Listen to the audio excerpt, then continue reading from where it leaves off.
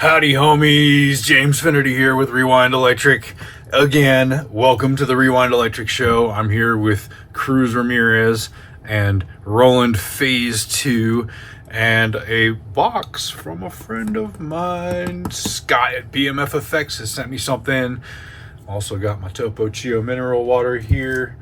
And of course my iced desert coffee because it is hot, it is the desert, and it is the day. So this is going to be a quick little lunchtime video. I'm going to get inside this Roland Phase 2 here. I'll tell you guys, these videos I'm doing where I'm going in and I'm taking measurements of the parts and examining the inside, it's not for everybody. I will play this at the end if you want to hear it, but I'm not going to do like a whole, this is how phasers work, this is what an all-pass filter is, and you know, this is how a capacitor serves to filter things, and like, we're not going to get into that. That's just not what I'm doing today with this. So if that's not your cup of tea or your glass of iced coffee, then scoot on by and no hard feelings. If you don't want to hear a guy talk about stuff and learn along with you and take things apart and check them out, then why are you looking at this? Okay. I was expecting something, but it seems that there's more in here than I was expecting. Oh my, there's a large box. Okay. Scott, I hate packing peanuts, but I love you so much I don't care right now. Oh man. He probably doesn't watch these videos. People who know about pedals and are smarter than me probably have no interest in what I do here. Well, check this out. That says NKT275. That says NKT275, NKT212. So these are two that I was expecting from Scott. Let's have a look at them.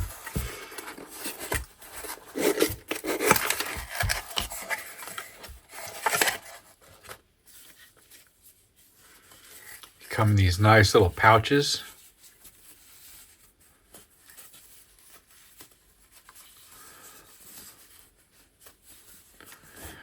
Oh, that's a new color. And those are super cool knobs. Can you guys dig this color? Can you see what it is? It's kind of, it's red, but it's also kind of purpley and sparkly. Oh man. It's very deep. So cool. All right, I'm excited to get into that one. Let's see if there's anything. There's some paperwork inside here. Oh, there's stickers too. Yeah. Oh no, you can't see it. It's kind of glare-ish. There we go.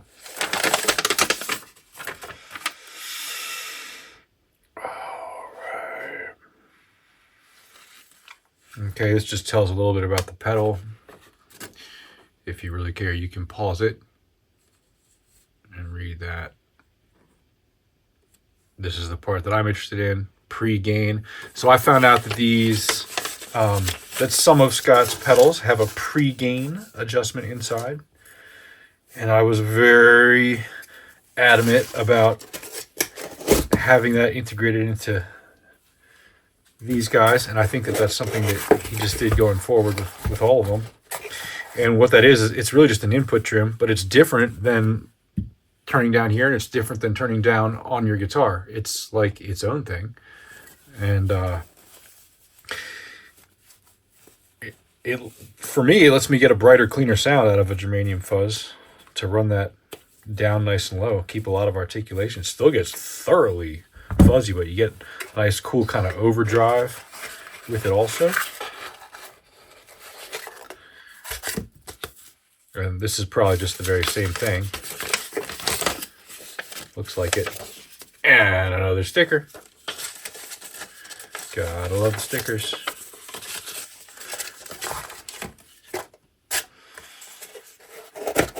Cruz Ramirez knows somebody named Stickers.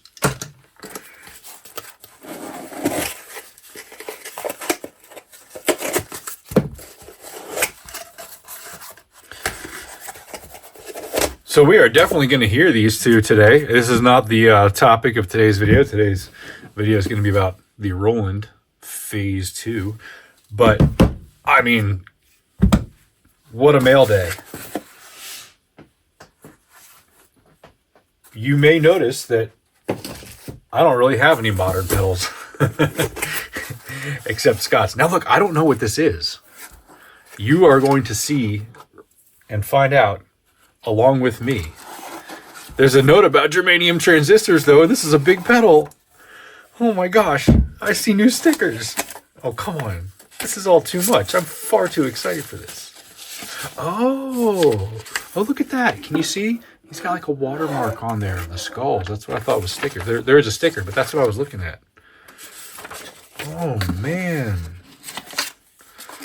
Okay.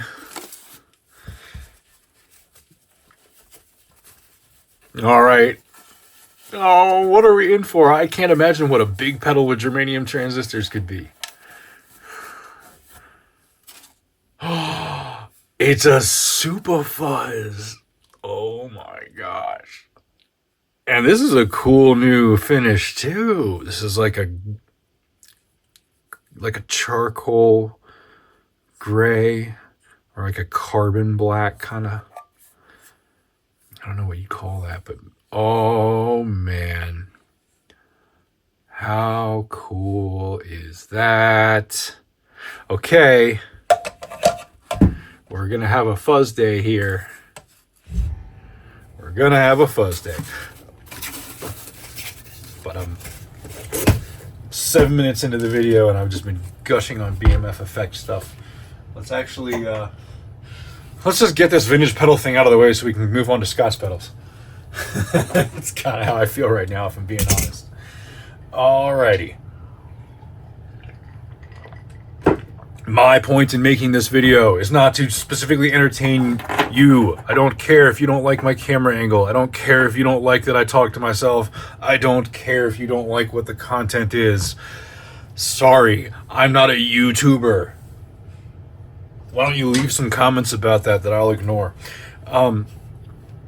My point of making this video is kind of just like a record. An archaeological record of what's in this. As I buy and service these pedals, in particular, some of these older ones, especially the AC powered ones, which this is not, I like to take note of the values, voltages, and sizes of the electrolytic capacitors, or any other parts that might need replacing, like the pots, jacks, so that I can do so if needed in the future. I'm going to do that right now on this. We're going to document the values and sizes of these electrolytics so that I can order some replacements. Not necessarily that I'm going to replace them, but that I will have them on hand should I decide to. In the case of this one, it's not so critical as, say, like the chorus ensemble and the delay machine that I did, where they're AC powered and they've got high voltage and they've got filtration caps. Those I feel are more likely to have gone bad, and that will make a bigger difference. However, in the case of this, I still may test them, or especially if I notice any problems. But this probably doesn't need it, but I'm going to do it anyway, just as a matter of course, okay? And if I test the caps and I find one that's bad, I like to have it on hand to replace it. And the downside, if you could call it that, of buying the caps before testing them is that I might have spares I don't need on hand. And it's not so bad, is it? Okay, so we like to go top to bottom, left to right. And I've got my friendly poking stick here handy. So this capacitor is this bigger one right here. Looks like it's a 47 microfarad at 10 volts, and it's about 12 inches tall, or sorry, 12 millimeters tall. That would be a big cap. And about 8.2 millimeters wide. Next in line is this guy over here on the side, and that is a 1 microfarad at 100 volts. and its size is 10 millimeters tall by 6 millimeters wide. This next guy over here, this gray one in the middle of these three, is is it a 1 at 100? Yes, it is a 1 microfarad at 100 volts, and its size is about 11 millimeters tall by about 6.3 millimeters wide. Next to it, this taller, slender one is 10 microfarads at 16 volts with a size of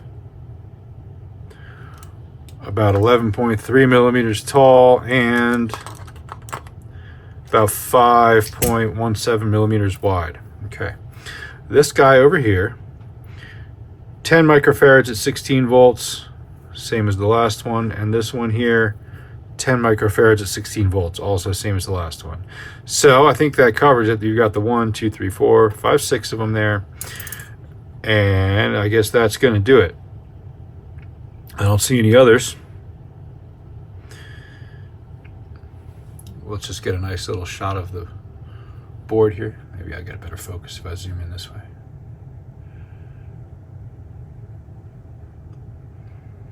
We can look at what's going on. These are LM2902N and an LM2902N, both the same. These two ICs.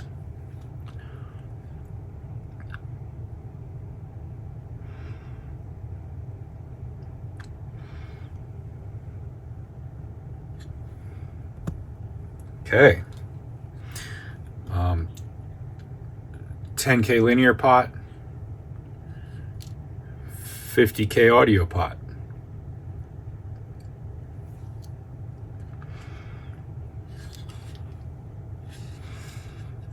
I can't tell what that switch says on it. Probably something about Underwriter's Laboratory or whatever Japan's version of that might be. Okay. There's this trim pot here. I don't know what that does, but it probably has something to do with the clock. Might be bias. This sounds pretty awesome. We're going to hear it again.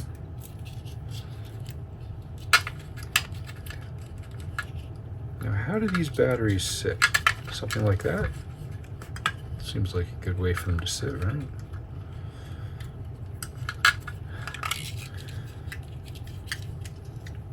They want to sit that way. Maybe like that. Okay, let's do it like that. Let's fire up the Princeton reverb over here. Okay, somebody choose a voltage. Somebody in the audience. Who's gonna pick the magic voltage of the evening? All right. Let's see. You and the Doc Martens and the top hat. 112.4. Okay, you've got it, sir or ma'am. I can't really tell.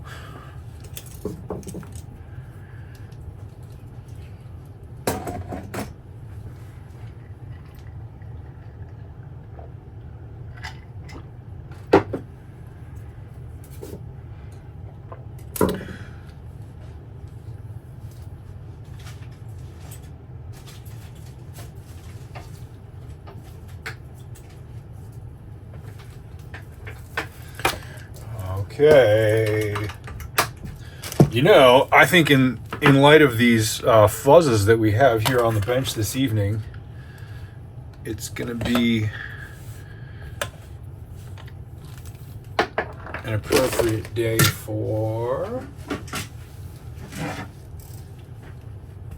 Quartermaster. Quartermaster sounds like a He-Man character's name. There probably was a He-Man character called Quartermaster.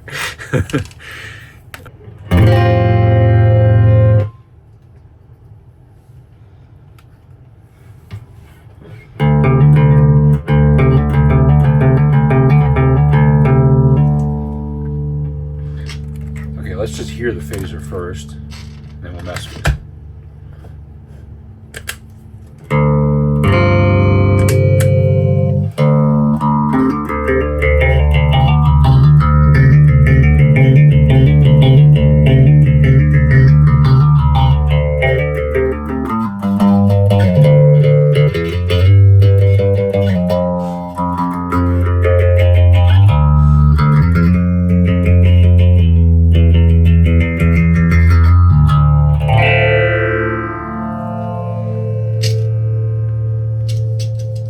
Crackle there.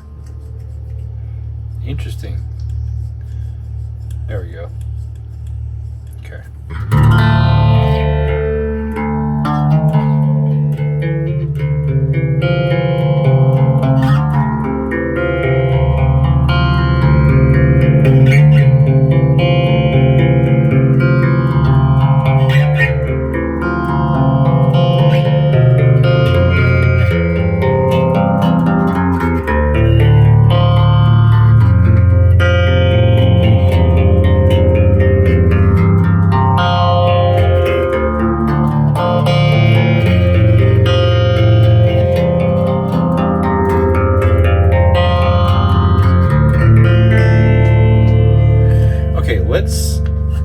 Let's get the resonance back up, and we'll get the rate up a little bit.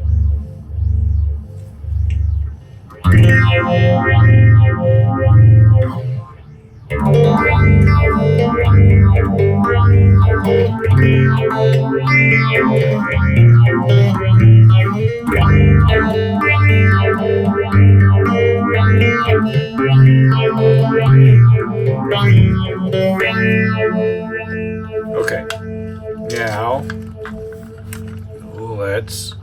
let's explore what that trim pot does. I don't have a schematic. I didn't look it up. I'm guessing it's either a bias or a clock, so it's probably going to have a spot where it works or a range where it works well, and then where it doesn't. So I'm just marking the factory spot, or where it was when I found it. Got my little tweaker here, and just gonna give it a spin and see what happens.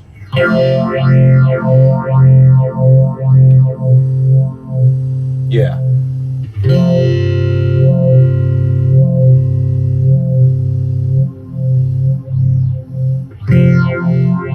Maximum phasing.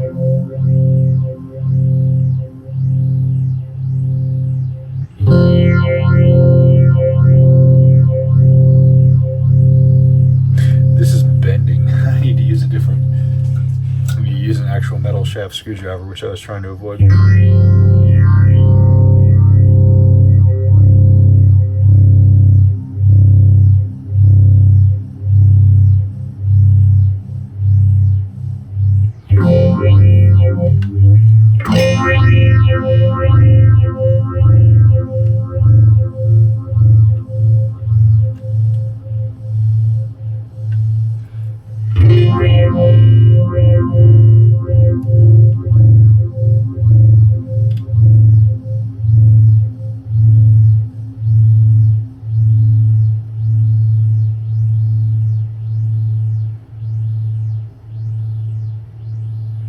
It's interesting. I noticed that as I change this, it goes from sounding like one of my phase 90s to sounding like the other.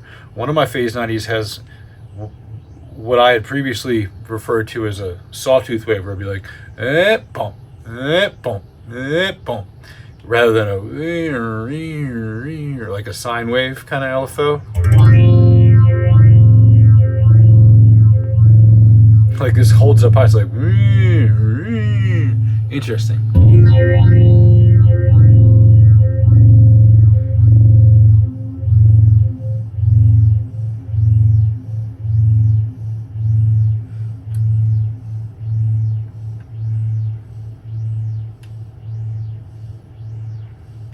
I think it was perfect right where it was.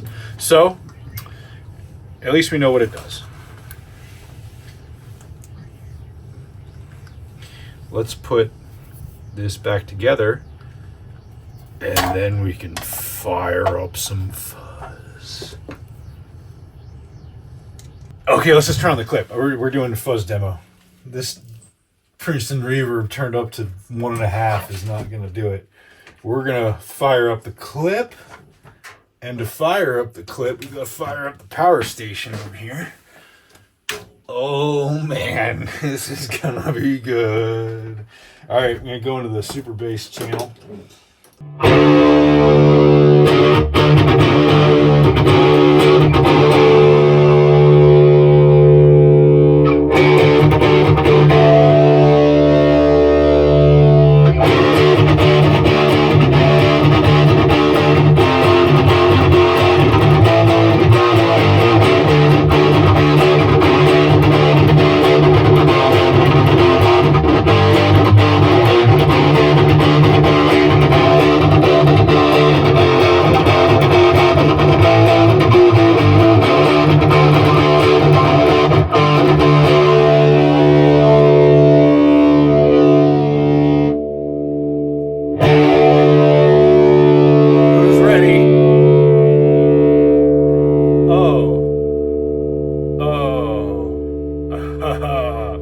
I didn't take note of which one of these is which. Well, perhaps during the unboxing it could be reviewed in the video, or I will look inside when I do the bias adjustment, although it can be a little bit tricky to see which is which. Yeah, so I'm gonna have to like swap the knobs on them or put a note on it or something. Oh well, for now we'll just call them A and B.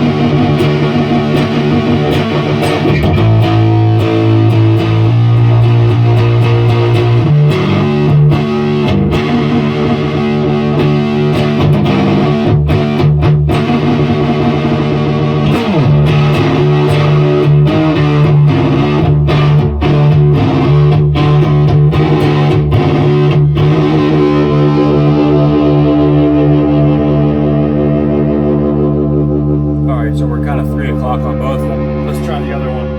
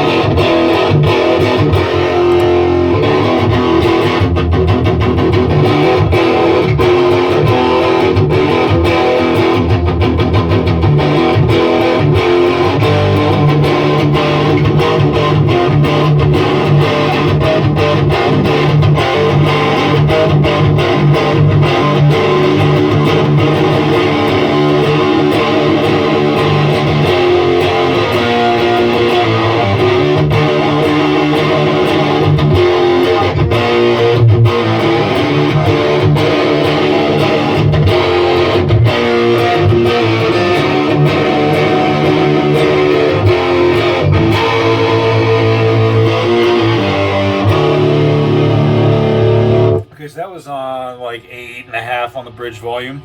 And I noticed that when I'm at 10, it's a little bit much for me. It's a little...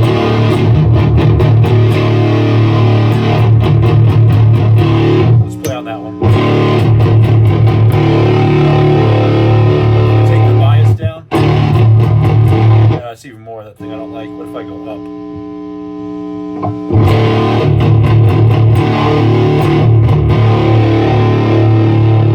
Bias seems to sound good in the back. I just need to bring that volume on the guitar down a little bit. Sorry, it's humming a lot.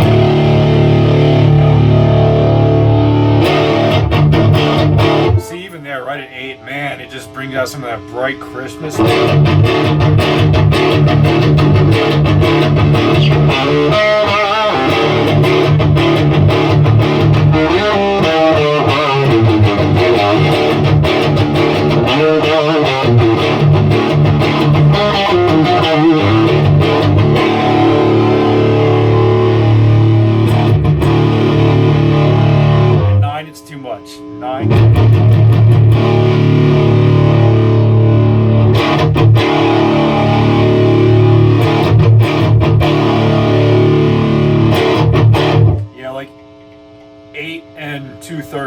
Or like 8 and a third. That's it. That's maximum. Now, how about this guy?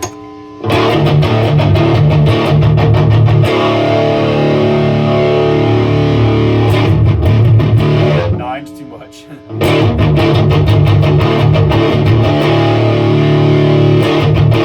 This one can go up to 8.5. Okay.